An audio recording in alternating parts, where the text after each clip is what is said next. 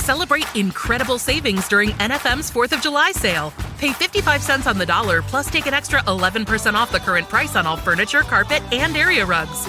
Get up to $1,000 off appliances. The more you buy, the more you save. Save up to $500 on select electronics. And get 24-month financing on qualifying purchases. Shop amazing store-wide savings during NFM's 4th of July sale happening now. Minimum monthly payments required, 18% APR. Some exclusions apply. See store for details.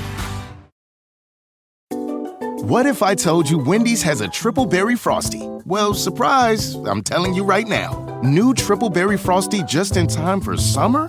It's gotta be Wendy's, even midnight or later. Limited time only at participating Wendy's. Hours may vary by location. Walmart Plus members save on meeting up with friends. Save on having them over for dinner with free delivery with no hidden fees or markups. That's groceries, plus napkins, plus that vegetable chopper to make things a bit easier. Plus, members save on gas to go meet them in their neck of the woods. Plus, when you're ready for the ultimate sign of friendship, start a show together with your included Paramount Plus subscription. Walmart Plus members save on this plus so much more. Start a 30-day free trial at walmartplus.com. Paramount Plus Essential Plan only. Separate registration required. See Walmart Plus terms and conditions. With the $5 meal deal at McDonald's, you pick a McDouble or a McChicken, then get a small fry, a small drink, and a 4-piece McNuggets. That's a lot of McDonald's for not a lot of money. Price and participation may vary. For a limited time only. America's favorite place to watch football is Stadium Swim. Located at the Circa Resort and Casino in Las Vegas. Catch all the biggest games at a viewing experience built for sports fans. Chill in one of our 6 pools on 3 different levels for a perfect view of our massive screen. Touchdown! Plenty of seating options from cozy day beds to private, temperature-controlled cabanas. Stadium Swim. Book your spot today at circalasvegas.com. Hello, this is international football commentator Derek Ray, and you're listening to the Ranks FC podcast.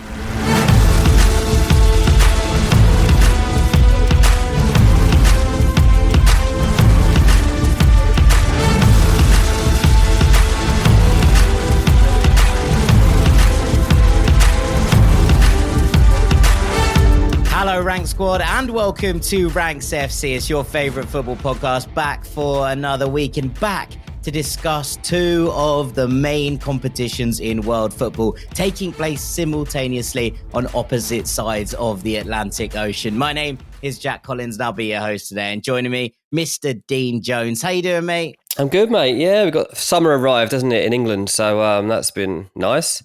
It's quite hot right now, but I'm not going to complain at all because I've been waiting for this for weeks. I'm sticky. It's probably how it is sticky today. It's sticky out. But, you know, as you say, can't complain. I'm off to Glastonbury tomorrow. You are. Underprepared, you say? I am deeply, woefully underprepared. Spending a week in Germany at the Euros 3 days before you have to go to Glastonbury is not ideal preparation, but it is what it is. I've had a wonderful time. I'm not complaining. So I'm just enjoying these 2 weeks of it's a nice life. We've got a good life. I like it. Nice good, life, mate.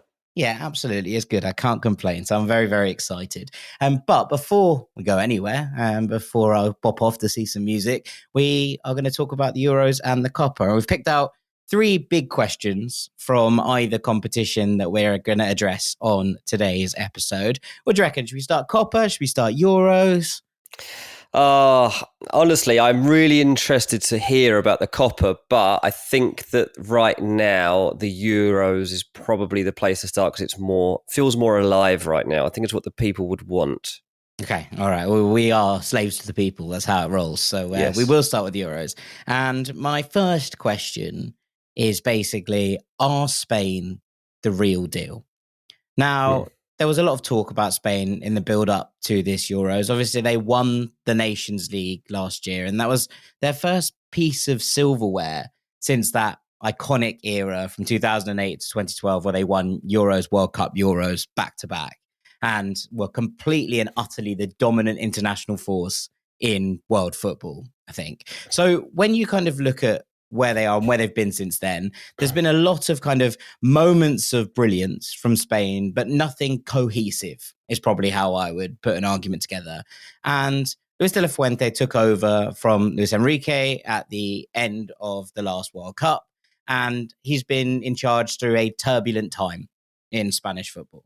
And there have been some pretty weird moments for him, notably around his relationship with Rubiales and how that's kind of panned out, and the RFEF's kind of restructure that's looked around it. But I think we got to the start of this Euros and no one was completely sure what we were going to get from this Spain side. There is an undoubted quality of talent across this squad. And man for man, it's up there with France and England in terms of a quality of player and caliber of the squad as a whole. But I think that for my money, Spain have been the most cohesive and the most impressive side at this Euro so far. Now, last night we watched them play against Albania. They made 10 changes. They basically played the B team. Aymeric Laporte was the only player to keep his place from the win over Italy. And it wasn't all smooth sailing, but it was relatively comfortable in terms of them maintaining their 100% record at the competition, winning the group with 9 points, and going through the group stages without conceding a goal. And what I've seen from Spain, I think there were question marks after that first game. A lot of people will point to the 3-0 win over Croatia and be like, that's got to be the standout result so far. I don't think it was a standout performance. I think the Italy game, where they were so dominant for all but maybe 10 minutes of that game, was the one where you sat up and took notice of Spain. Because the Croatia game was a little bit end-to-end. Croatia were incredibly wasteful. We'll talk a bit more about them in a minute.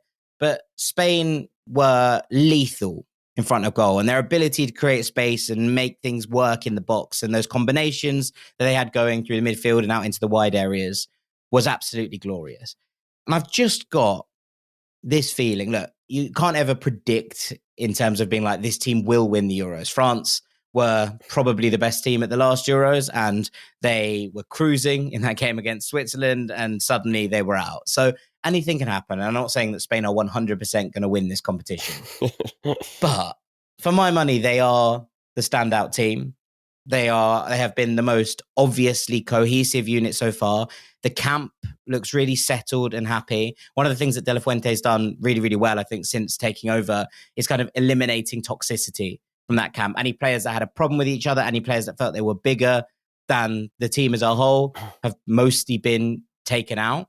I think you look at the makeup of this squad and the fact that the team that's most represented within it is Real Sociedad is probably something worth noting at this point. And then Athletic Club have a couple. Obviously, Barcelona have a couple. There's a few Real Madrid boys in there. But the makeup is not the old Spain squads of just being like everybody plays for Real Madrid or Barcelona. This is a very varied, wide squad. It has a lot of different skill sets within it. And the balance of it has looked so, so good so far. So, yeah, are Spain the real deal is the question. Yeah, well, they're a bit more like a club team, aren't they? That's probably what I like about them. And they seem to be in the right space for a tournament of this size because expectations weren't through the roof, but the potential was. And we weren't sure what we would get from them coming to the tournament. But I think I said, if not on ranks, then elsewhere when I was previewing the Euros, that Spain were about as underdoggy as I could imagine it coming to somebody winning a tournament. You can never really consider Spain to be underdogs, but considering everyone was saying, well, it'll be England or Germany or France or Portugal, then you have to say Spain are underdogs because nobody was really tipping them to go and win it. And I don't know that I'm necessarily expecting them to win it now because it's reasonably rare that the team that bursts out of the blocks can maintain that throughout the tournament unless they are quite obviously the best team. Well, there is one thing to note on that. The last time that Spain, and the only time that Spain won all 3 games in the group stages was 2008. When they went on to dominate the tournament. One of the best teams we've ever seen. Yeah, absolutely. And this one isn't. So, like, if France had come out the blocks like this, if England had come out the blocks like this, I would be purring. Oh my God, this is it. Football's coming home. But I just don't want to get carried away. I love watching this team. I even love their kit. All right. They look good in every sense. Every sense, they look good. But I just want to enjoy this. They've got a nice last 16 set up. They're obviously waiting on that right now, but don't they play a best of... they'll play a third place. A third best, which is obviously great. probably, unless someone drops down that's unexpected. But yeah, this is, if you're looking for a feel-good factor, Spain's about as good as it gets right now. I like the build of this squad, and I like that the players in it seem to be really happy to be within it. And I think you can see that from the performances. Look, Cucurella's had a better season, I think, at Chelsea in the second half of the season than maybe people were expecting from him. But what he's brought down that left-hand side, being picked ahead of Alex Grimaldo, was the season of his life, right? Yeah. By Leverkusen. He's brought that intensity and that fizz down Spain's left-hand side. And the link up with Nico Williams in there, I think, has been really, really nice. Carvajal, with that experience down the right, being able to cover for maybe some of the, not flaws, because that would do a disservice, but maybe some of the kind of youthful ignorance of Lamine Yamal's game defensively at times. Just being able to make sure he's doing all the things he needs to do. And look, he plays like a 21-year-old already. But, Carvajal's there just to steer him in the right direction. The balance of the midfield, they have the best holding midfielder in the world in Rodri. Pedri's come back in there, taking his spot back from Dani Olmo, who's been a pretty big fixture for De La Fuente across the course of this and has been very, very impressive in his first 2 games. And Fabian Ruiz is flying. He's not really ever performed that well for Spain until De La Fuente took over. And now you're seeing him in there linking up play. The goal he scored against Croatia was absolutely majestic. But more than that, I think all of it feels like more than the sum of its parts. And you look at players coming off the bench, right?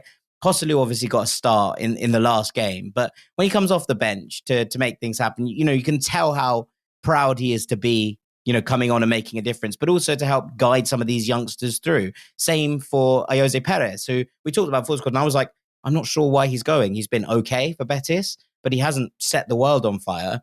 When he came on against Italy, he terrorized Di Lorenzo, and he'd already been being spun all game by Nico Williams, and he was probably like, oh, thank God, I get a break now because he's gone off and Jose Perez has come on.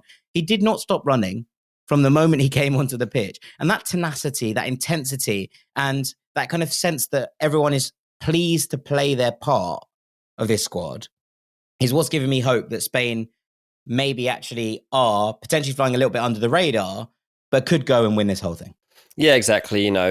Typically you are expecting it to be Lamine Yamal and Pedri, Nico Williams that we're going to be talking about throughout this tournament. But because they've had this opportunity to use the depth, and you're seeing Ferran Torres and Dani Olmo and these players shine too, it means that when those players get a chance again, the expectations are lifted. But so are those players' expectations of themselves. And they now want the chance to not just be bit part in this tournament, but to be in that 11. Yeah, I think it's a really nice setup. I think it looks really good, and I'm excited to see what Spain can do. Let's go down the Iberian Peninsula and go to Portugal.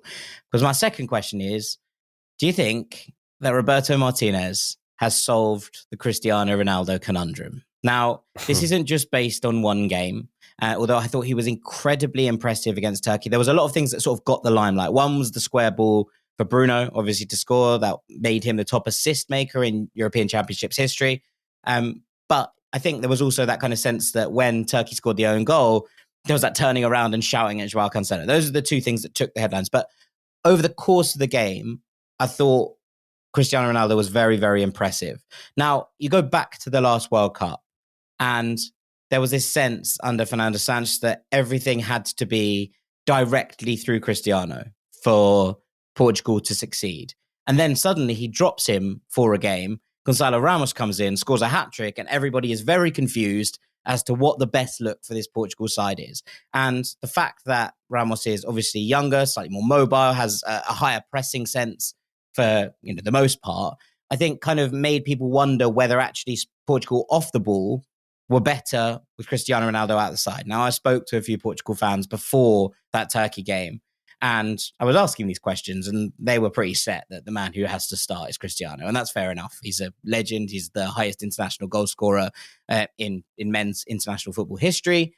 He has been the captain and talisman of this Portugal side for quite some time. He was the captain who lifted the trophy when they won 2016, all of the above. But I think there was a growing sense that maybe other players could do a job or be able to offer something different in those roles, and how to get the best out of Cristiano was always going to be the question going into this new tenure under Roberto Martinez. Now, I think what we've seen so far is that in qualifying, he was obviously excellent, but it was a relatively weak qualification group, and there were question marks over whether that would translate onto the biggest stage. Portugal weren't great in their first game against the Czech Republic, but I think they feel like they're growing into this tournament.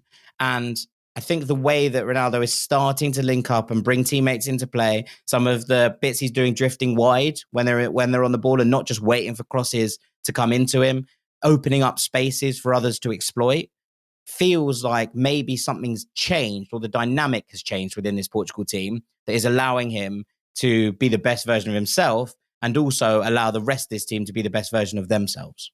He's grown up, I think, mate. I think he's finally grown up. And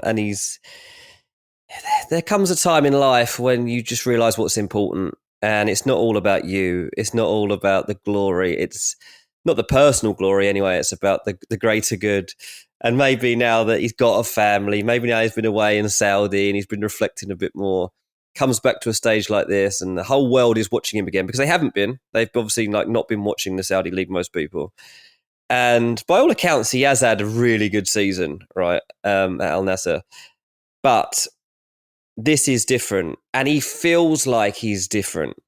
He's, you see with that pass on the goal that he's probably not less selfish, like all in, but in that moment, it looks good on him to have passed that ball. He's going past people. He's doing all sorts. His confidence seems to be in a really good place, and that makes the world of difference. An angry Ronaldo isn't the best Ronaldo anymore. Once upon a time it was, because he would just absolutely tear you apart.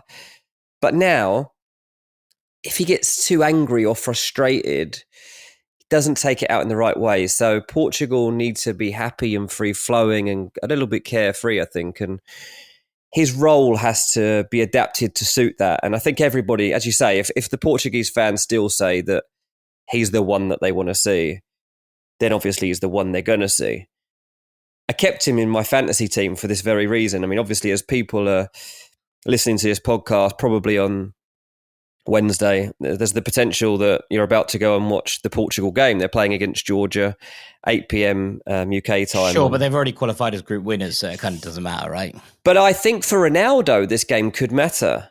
And I quite like, a lot of people were taking him out of their fantasy team for this match. And I was like, nah, I don't know. I think that he kind of needs to eat up some chances himself, even if it's just a one like solid Ronaldo goal, just to get him properly going too. But yeah, they look good. I mean, I fancied this team ahead of the tournament, and I'm kind of jealous, Jack, to be honest. I was speaking to a friend of mine the other day after watching them, and we'd been talking about how frustrating it was to see an England team just not live up to expectation at that point. Who knows how they got on against Slovenia, as people are listening to this. But he texts me, he goes, I'm just really jealous of Portugal. They just pick the best players. And if it's like, oh, we've got too many big names here, they just see that as a good thing. They don't run away from it. They don't find a way to mess that up. They embrace it, and then they just get on with it. And I think that's really interesting, that they do thrive in a situation where a lot of nations, both in terms of the managers and the players, might get a bit overwhelmed by how good they actually are and how good they should be. Yeah, I mean, there is something in that. I think that there can be a parallel drawn. And look, I don't want to draw everything back to England, because I wasn't going to discuss them hugely on today's episode. But there is a sense of being like, when you look at these two sides, they both have an insane amount of attacking quality that they're trying to fit in to an 11 that gets the best out of those players.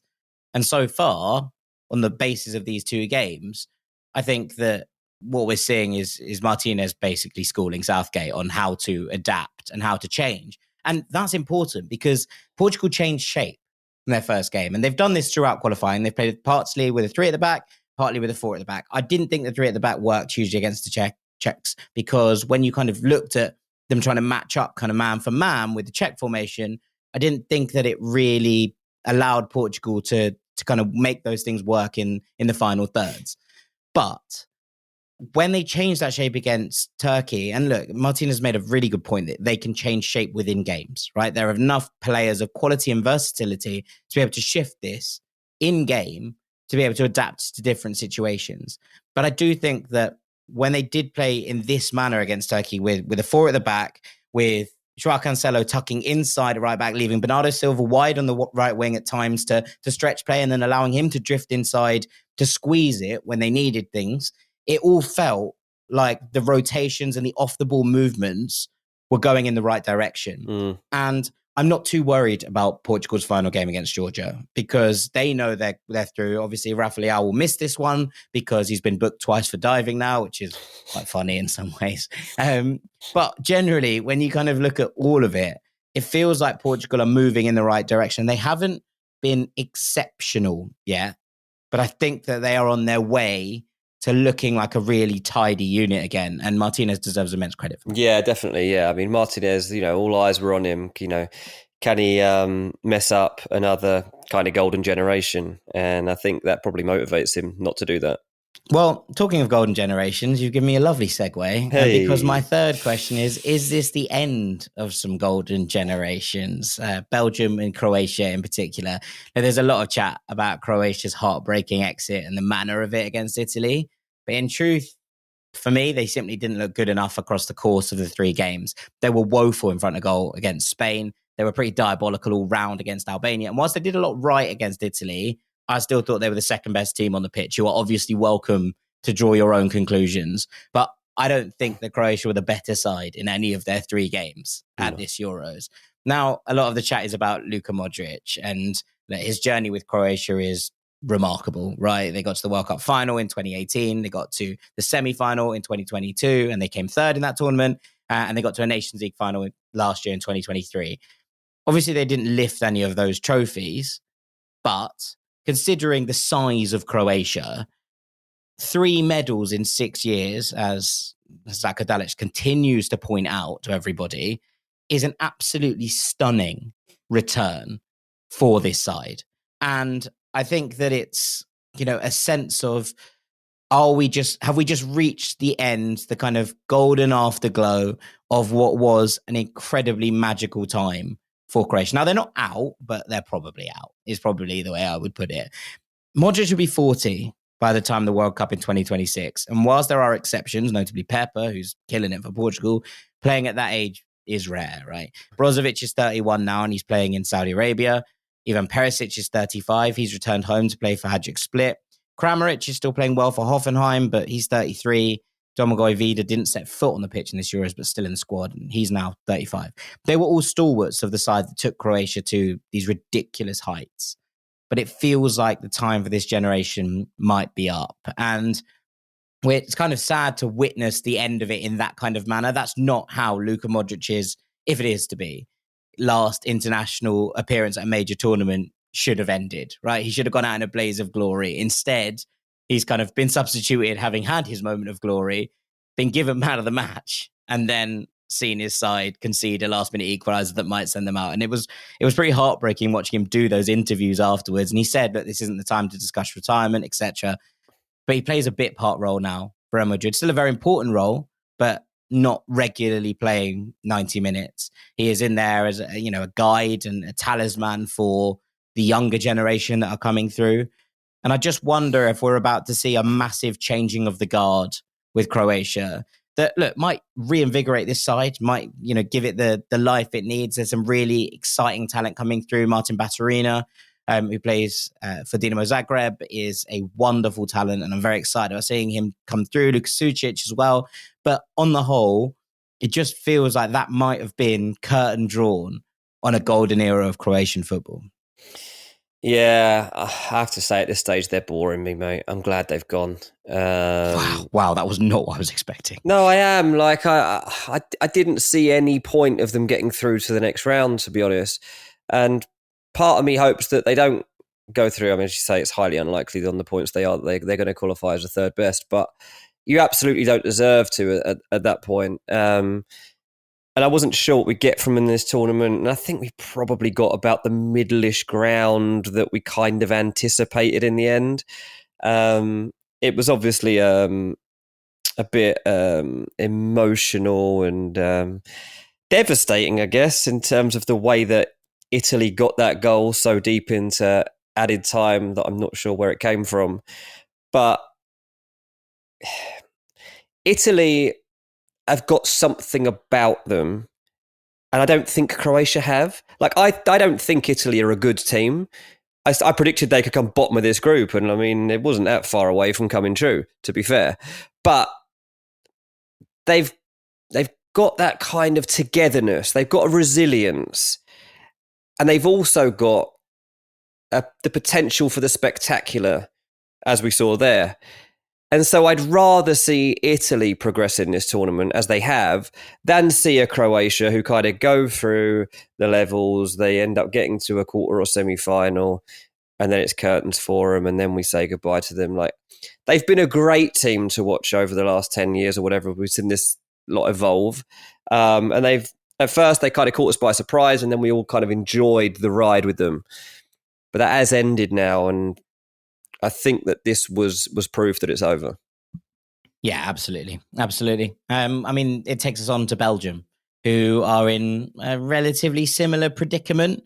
I think it feels pretty similar to the last of their golden generation.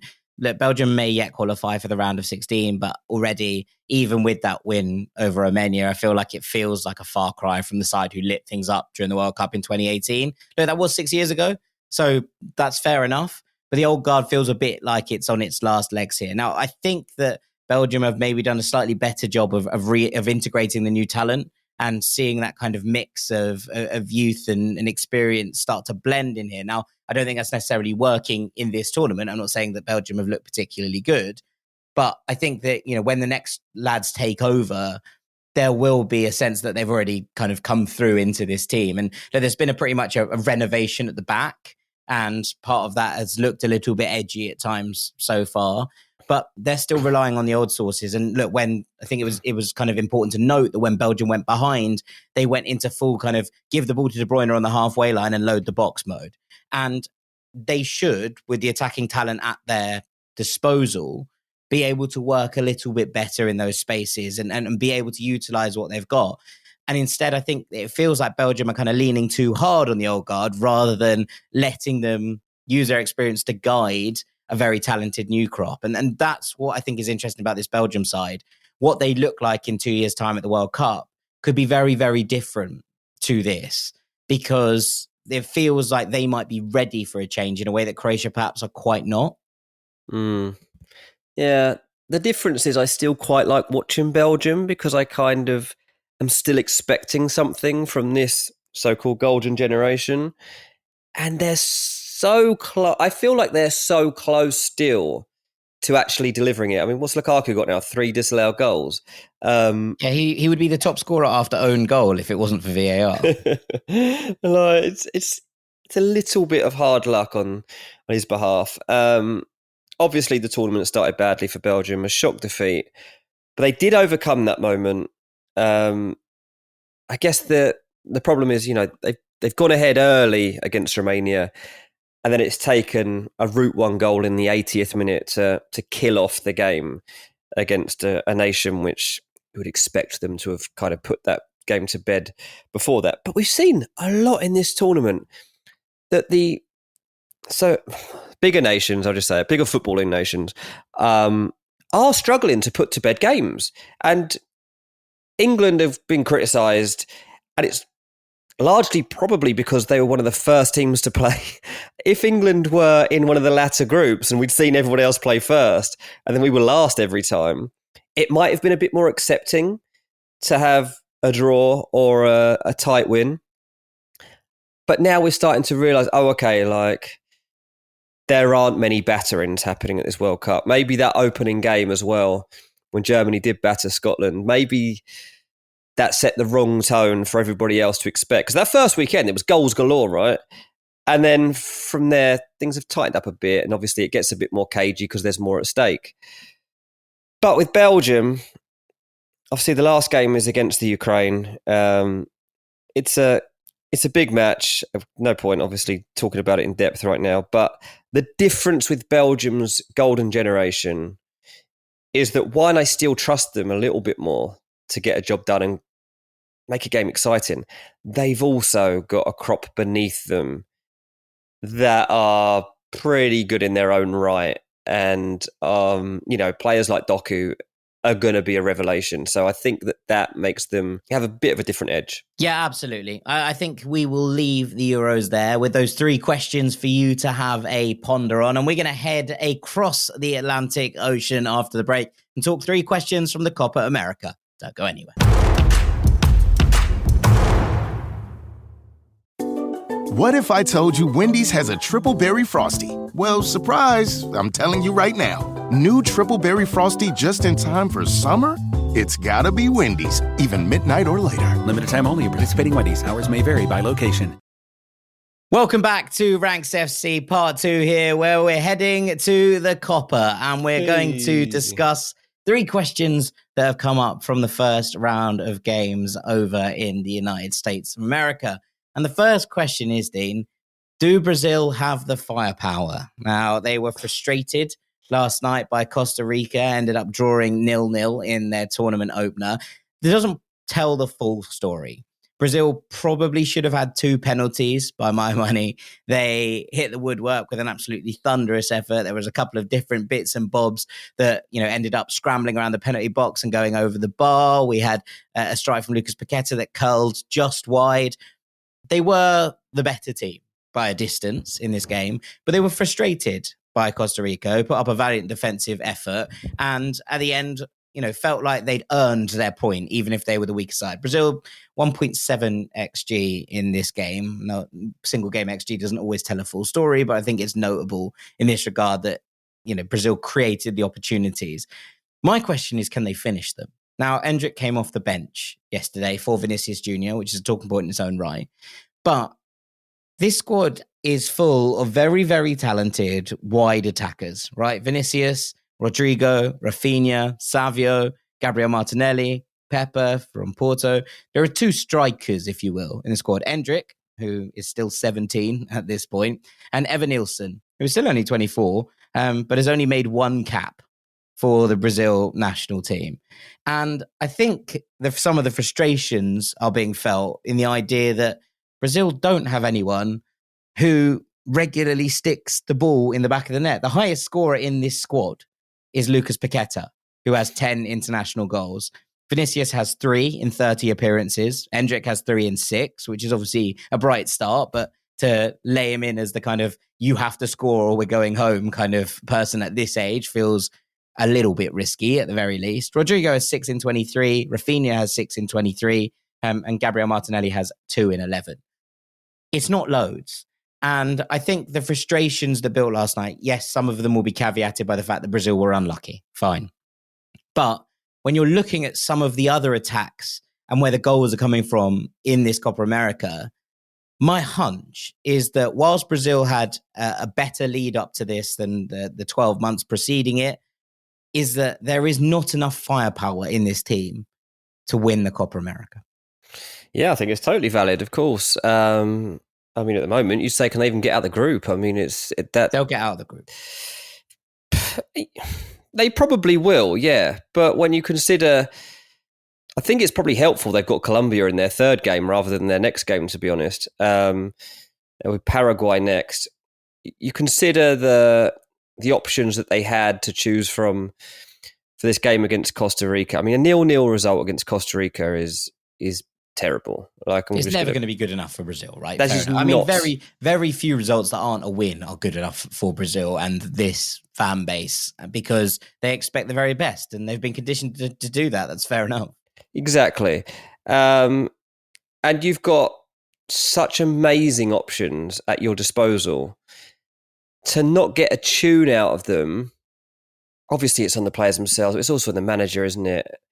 And I imagine Dorival is coming under some pressure in Brazil right now after a result like that. Rafinha probably was their brightest spark out of the 3 that started. I thought Rodrigo did okay. Rodrigo did okay. Vinny, for some reason, just can't spark like he does for Madrid. Massive shout, surely, for Endrick to now come in for the next game. Got, 20 minutes here? you just talked about those stats. You talk about Vinny, 3 and 30, whatever, and you got Endrick, who's got 3 and 6. Like, go with him. Don't worry about his age. Let him go. Like, I think just let the guy go. He's good enough. He's old enough. In the words of Mike Bassett, he is ready. He's ready. And I think this is a team that is crying out for somebody that just wants to take the game himself. Like, let him just bury chances.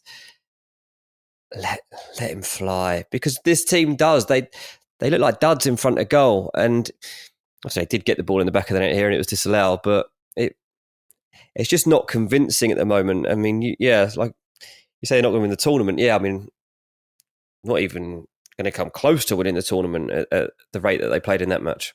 Yeah, I mean, it's a hard one because obviously Vinicius's form is the thing under scrutiny. And there's some brilliant articles about it today, one in The Guardian and one on The Athletic, where you kind of look at how it's all setting. And The Athletic led with this kind of idea that the camera cut to Neymar when Vinicius was substituted. And he was like, Vinny? Really?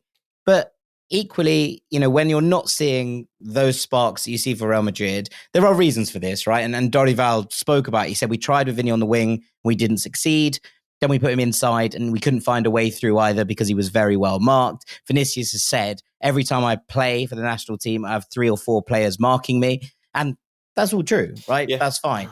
But equally, and when you play for Real Madrid and you're looking at those kind of setups, there is a slightly different element to it in that you can't really triple mark Vinicius Jr. because someone else is going to bury you if you play that way. And it does feel at the moment like they can, because there is no one else stepping up to actually make those marks for this Brazil side. And I'm struggling to see what the answer is, because I think whilst you might free up a little bit of space by putting Endrick through there and then being like, wow, we've got prodigious 17-year-old talent, we don't want him to score against us, is an element. If you can frustrate him out of the game to begin with, can you get him into a point where he doesn't feel like he's even involved? And then we see what his temperament is like. Now, I'm led to believe, and from what I've seen of him, that it's very good and that he'll keep plugging away until he needs to. But it does feel like Brazil kind of need a number 9. And whether that is Evan Nilsson or whether it's Endrick, I think the Dorival has to go with a number 9 for this Paraguay game, because Paraguay weren't as defensively solid, I think, as Costa Rica were in their game against Colombia, but they did look more threatening on, in an attacking sense. So we'll find out what the mettle of Dorival's defense is at this point. And part of his remit was kind of letting this Brazil side off the leash a little bit, because under Chiche, they had one of the best defensive records in world football. They were incredibly hard to beat. And the question mark was over whether that was stagnating their attacking ability. So Dorival's mandate was really to try and unlock some of this attacking talent and get Brazil firing in the final third. We haven't seen that in the first game. Will that impact the defensive kind of options and what that looks like? We don't know, but I think they're set up really interestingly for their second game against Paraguay. Yeah, it's a tough one because, obviously, it's only the first game, so there's potentially 6 games to grow from there. But if in the second game you don't develop from it, then that's when you really start to feel the pressure of the performance. And it's all about the group then. And what is your togetherness like? What is your calmness like? What is the manager like at managing those expectations and kind of blocking it all out and just carrying out the plan that you had in effect, rather than panicking and trying to accommodate what the fans want and expect to see? So there's a new challenge ahead for Brazil. Yeah. Okay. All right. Let's move on. And question 2 of me is, just how good are Colombia and Uruguay? Because, golden generations again, is it? Well, I don't know. I don't know if you'd call this a golden generation for either, if I'm being honest. I think you're kind of looking at 2 teams that look very cohesive and very together. And for me, okay, Colombia fell off a little bit in the second half, but their first half performance was absolutely scintillating. And Uruguay, I thought, were absolutely brilliant in their opener. They're the 2 best performances in the Copa for me so far. And I think what's interesting about that is the fact that, let's start with Uruguay.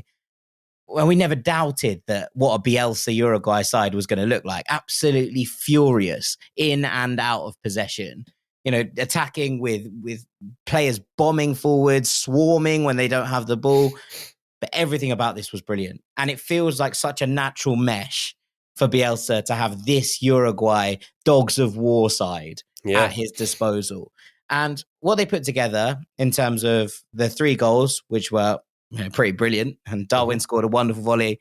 We obviously saw Araujo score a brilliant goal as well. You said that you preferred that one.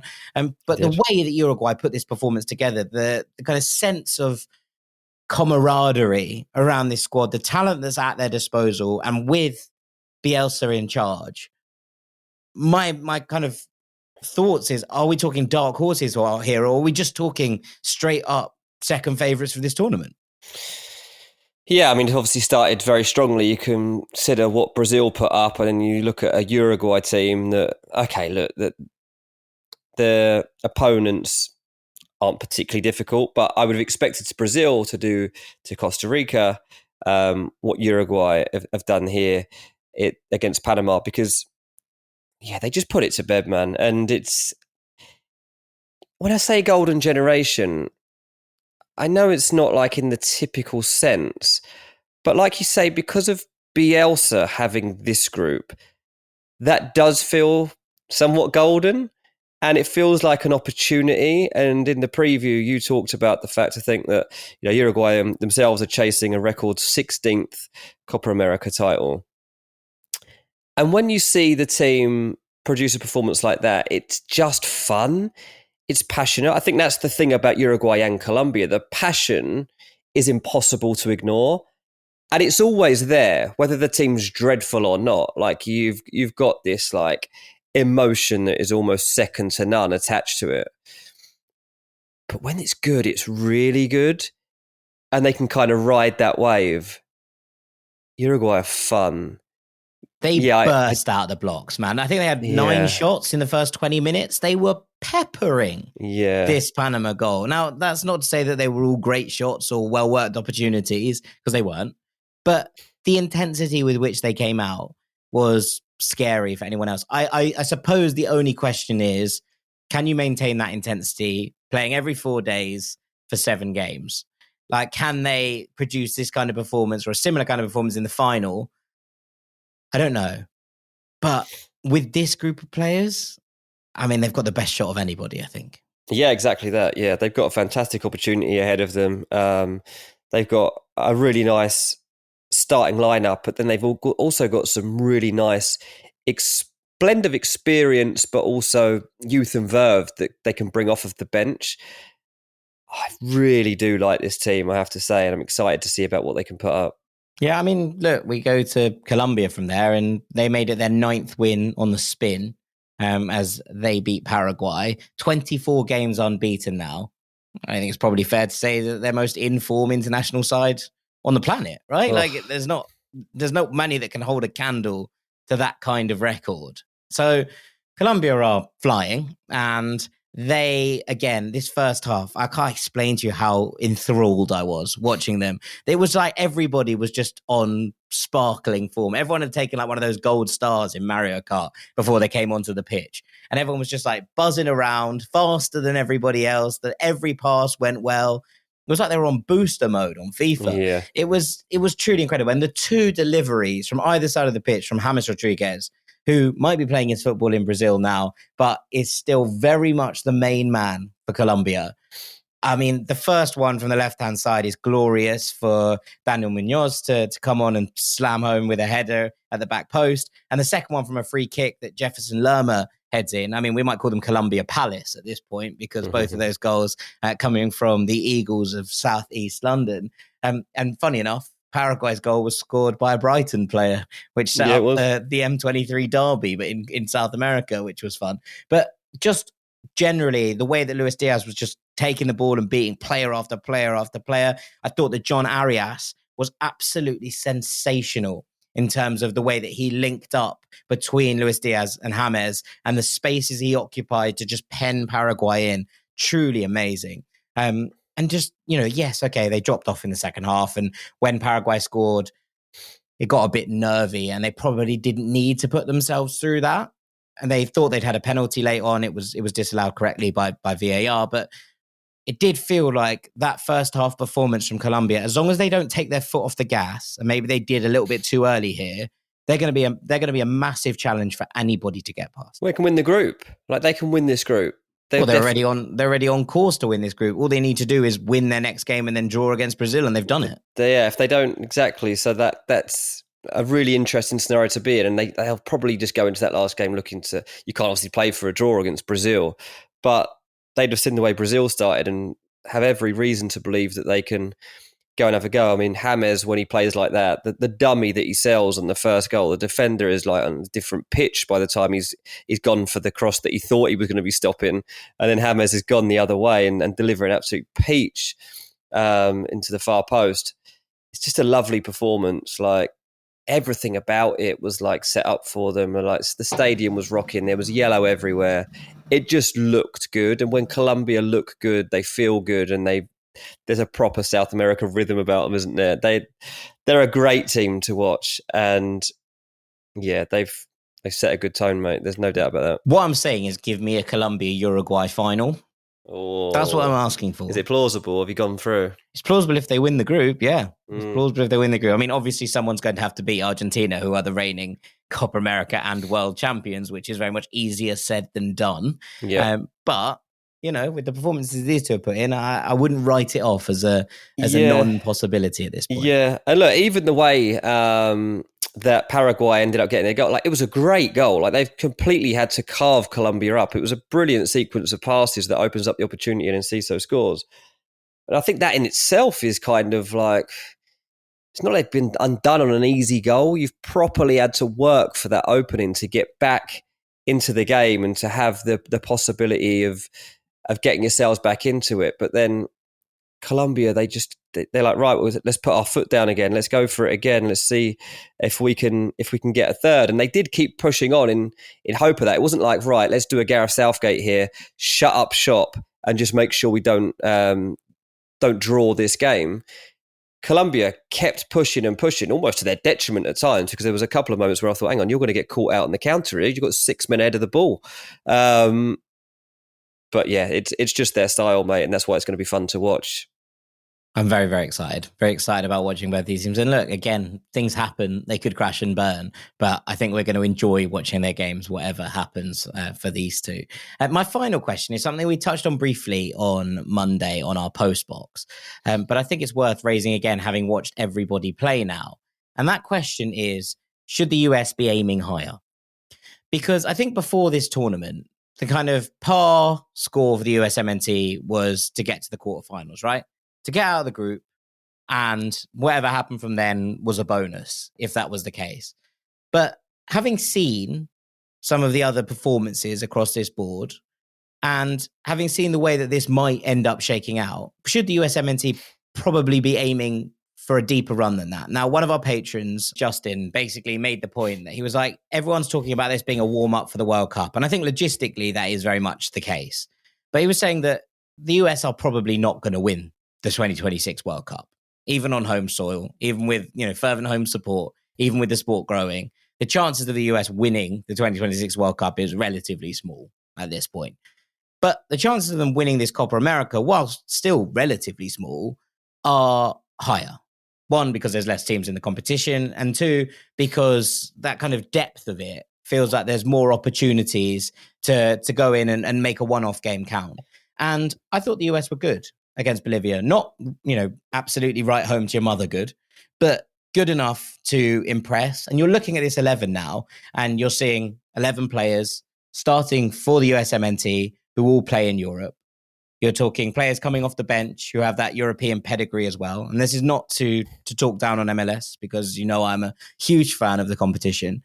But in terms of where they are competitively and who they're playing against, that is a bonus, I think, for this US side.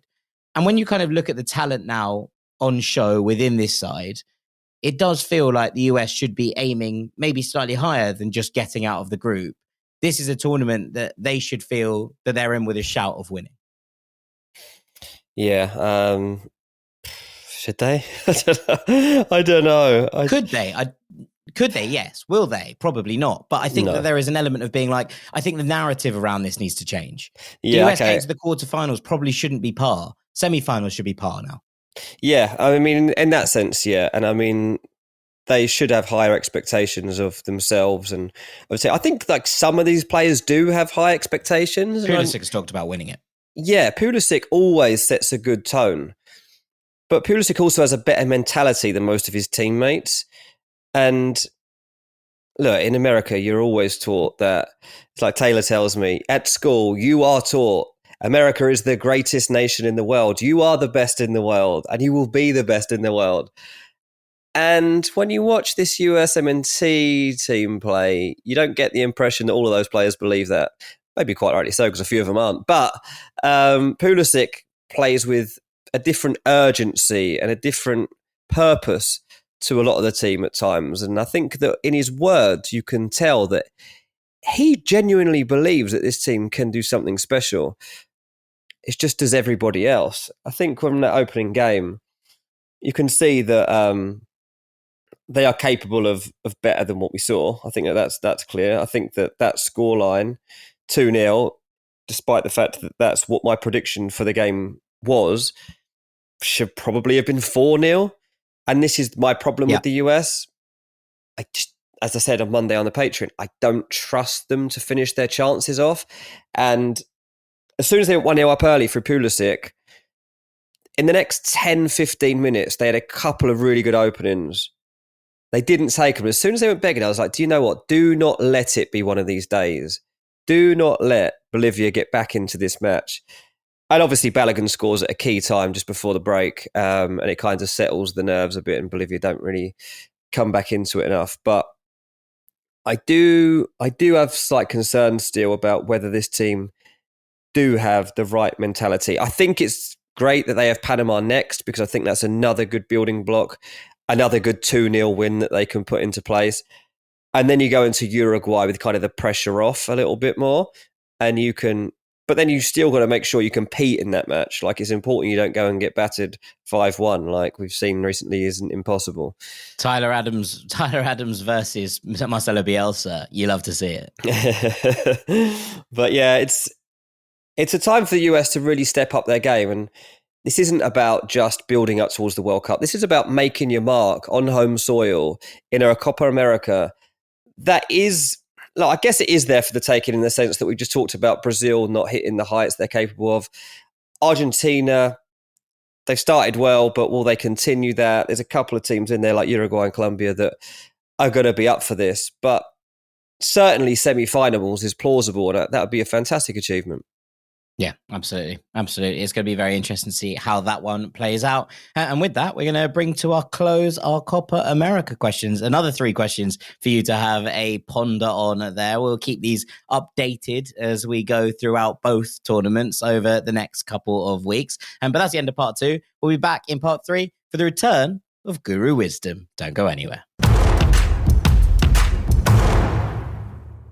From amazing 5-bedroom, 2-story homes to beautiful 2 bedrooms with office space, Celebrity Homes has the perfect home for you. Our homes come with amazing features: vaulted ceilings, sprinkler systems, quartz countertops, designer light packages, and more. Plus, Celebrity Homes is proud to offer our new exclusive closing package. Get a refrigerator, washer-dryer, garage door opener, instant access to Wi-Fi, professionally installed blinds, and up to $3,000 towards closing costs. Yes, it's all included. Visit CelebrityHomesOmaha.com today. Welcome back to Ranks FC, and it's time for... Guru Wisdom, Guru Wisdom, Guru Wisdom. Thanks, boys. Haven't heard that in a while. No, I know. I have to play it to them in the car tomorrow, and they'll love this. So yeah, bit of Guru Wisdom. Oh, there's something that's been bugging me this week, Jack. And so this is Guru Wisdom, but it's also a bit of a Guru moan. And the wisdom actually is... to anybody that's over in the US at the moment, don't crack under the pressure to buy tickets for extortionate prices, because this needs to stop. I'm actually starting to become worried about the entry point for the sport in terms of getting kids going to games and watching. The pricing is out of control, and it's really alarming, some of the attendances that we've seen at the Copa America so far and how many stadiums have been half empty. I mean, from the opening game, Argentina-Canada, like the stadium was pretty much full. But then Peru-Chile, half empty. Ecuador, Venezuela, half empty. Mexico, Jamaica was better, but it wasn't full. USA, Bolivia, half empty. Like, this isn't okay. Uruguay, Panama wasn't anywhere near full. And it's ridiculous. Like, this is a warm-up for a World Cup. And, like, while I'm not going to judge the US team on how they're preparing for that World Cup, I am using this tournament as a marker for what we can expect in terms of events and in terms of crowds and in terms of atmosphere and marketing. And this is ridiculous. And I've had a quick look. I was like, so could I just go to any Copa America game I want? Like, just pick a game and I can go. Yeah, tickets are readily available for literally any game you want to go to. Like Panama v USA, it's in Atlanta. There's loads and loads of tickets left. And the starting price to get in is $75 plus fees. Now, that's not actually horrendous, but that is as cheap as it gets. And I don't understand why. Like, why is that the starting point to get into a game like that? Because that is a fantastic opportunity to get kids to buy in. US soccer has never been in a better place to kind of attack the market and make it an even bigger sport than it already is. And I am concerned that they're missing a huge moment here to grow the game. I talked about this on Patreon the other day as well, about the fact that there's a couple of pre-season games that I was eyeing in California. And I've actually looked into that in more detail because Man United play Arsenal in LA at SoFi Stadium. And I was like, I do want to go to that game, right? So I was like, right, let's have a quick look at what that will cost. Jack, a ticket behind the goal, like pretty similar view probably to what we have at Fulham at the moment, right? $275 each plus fees. Like, what? What are you talking about? Is this a pre-season friendly? You don't know who's playing. You don't know. You're not going to get like amazing like tempo to this game. This is not okay. How can it be $300 to get in to watch a pre-season? So if I was to take the family to watch a pre-season game, it's $1,000. No thanks. I'll see you at SeaWorld. Like, not it's happening. It's about $1,000 to go to SeaWorld as well. It's better money, better spent. Like, I just think it's outrageous. And it's similar, United play Betis in San Diego, pricing for that stupid as well. There are thousands and thousands and thousands of empty seats for all of these games as it stands, and the games are a month away. And whether they reduce pricing before we get there, whether they give more over to the supporters groups to try and sell at a lower price, I don't know what they'll do. But at the moment, soccer, football, whatever, is huge. Never been bigger over there. Yeah. And they're just not capitalising on it because no one can afford to get in. So annoying. It's holding me back from wanting to go to America, mate. That's not good. No, that isn't good. That isn't good. I mean, we talked about this briefly and about ticket prices on Monday's Postbox, and I got a reply from one of our patrons, Elijah, and I wanted to read it out because I thought it was interesting and some food for thought. He says, I kind of want to address this Copa America ticket pricing situation. I'm not defending the pricing by any stretch. They are expensive, but I think people are thinking that like nosebleed tickets are like $400. Not really the case. We're talking halfway line, 2 rows up for that amount of money. I got a ticket for the USA-Uruguay game for $180 after all the Ticketmaster fees. So originally $140, 12 rows up from the field next to the USA supporters section. Because Elijah, I think, understands that it's still expensive, but it's not the kind of prices that we're perhaps talking about. He says the ticket gouging wasn't the responsibility of the USSF, but rather the combined efforts of CONMEBOL and Ticketmaster. That being said, I hope some of these prices are better when it's FIFA in charge, although FIFA and money isn't a great combo for the World Cup. Also, most of the games I've seen have had pretty decent attendances, bar the upper bowls. You have to also remember that the USA is huge in comparison to Germany. I have to take a 2-hour flight to watch a game of my own country in my own country. This can make it harder for fans to travel, especially fans from rival countries like Argentina, Uruguay, that are literally on the other ends of the hemisphere. I said it was all very fair, and I said also that I appreciate it's a hard balance to strike. If you make all the unsold tickets cheaper close to match day, what's the point in buying them in advance? Yeah. But also, surely better to have those seats filled, even at a reduced rate, than empty, both financially and for like the optics of the tournament. I don't really know. This is probably why I don't work in finance. because I don't necessarily understand exactly how this all works. But from a supporter's point of view, I think it remains disappointing. Yeah, I just think that it's disappointing. I mean, I just don't understand. Like, it's not like, the Panama game, for example, is in Atlanta. It's not like Atlanta can't fill their stadium. It's not like there's loads of people. No, we see it full quite a lot. Like, I know that all of those people aren't necessarily USMNT fans, but there must be enough that they can get to the game to fill the stadium for an international match on home soil in a tournament. Like, if it's not the ticket price then I've got even bigger issues with what's going on with them not going to watch their team right now. That's an even bigger issue if that's the case, if they're not being put off by $100 tickets for basic views. But yeah, it's just something that's been bugging me. And I think it's important that people don't go and pay this silly money for the tickets. Like, okay, $100, that's fine. Like, I appreciate that can be the norm. So yeah, I mean, it was £150 or €150 for a lot of the games that I was at the Euros looking for those kind of tickets. So that's similar pricing, right? And maybe it is Ticketmaster because they're doing these pre-season games that I'm talking about as well. And $250 to watch a friendly, that really ain't okay. So I actually do hope those stadiums are empty and that they learn a lesson from that. Yeah, absolutely. I'll say, all right. Well, I think it's probably time that we call it a day there. Next time we record a main podcast on this feed, Dean, you'll be in San Diego and I'll have watched the sunrise at the Stone Circle. We'll be very different people. Oh, mate, we'll be so mellow and chilled, won't we? It's going to be such a good vibe when we next jump on the mic. Absolutely. Looking forward to it too, my man. Well, best of luck with the move. I hope that everything goes smoothly and to plan. But all that's left for me to do is to say thank you very much for the last time in London to Mr. Dean Jones. Cheers, mate.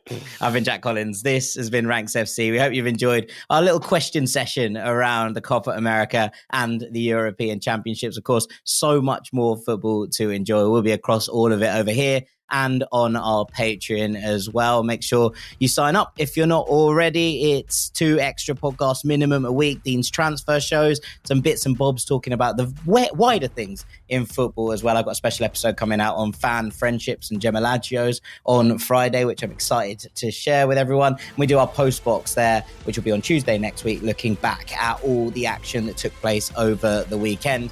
But for now, thank you very much for listening, and we'll see you very shortly, Rank Squad. Have wonderful weekends. Keep enjoying all of the football, and we'll see you very soon. Take it easy, gang. Peace. What if I told you Wendy's has a triple berry frosty? Well, surprise, I'm telling you right now. New triple berry frosty just in time for summer? It's gotta be Wendy's, even midnight or later. Limited time only. Participating Wendy's. Hours may vary by location.